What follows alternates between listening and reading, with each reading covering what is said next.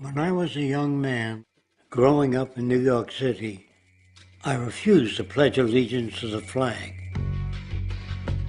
Of course, I was sent to the principal's office, and he asked me, "Why don't you want to pledge allegiance? Everybody does." I said, "Everybody once believed the earth was flat, but that doesn't make it so." I explained that America owed everything it has to other cultures and other nations, and that I would rather pledge allegiance to the earth and everyone on it.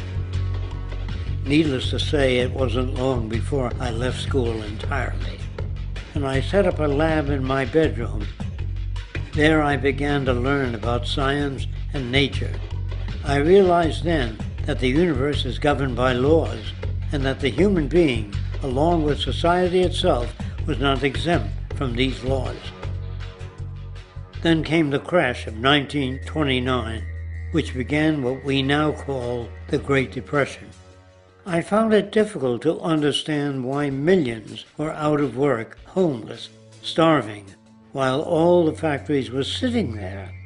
The resources were unchanged. It was then that I realized that the rules of the economic game were inherently invalid. Shortly after came World War II, where various nations took turns systematically destroying each other. I later calculated that all the destruction and wasted resources spent on that war could have easily provided for every human need on the planet.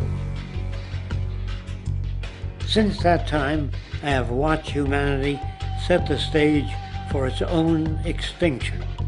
I have watched as the precious finite resources are perpetually wasted and destroyed in the name of profit and free markets.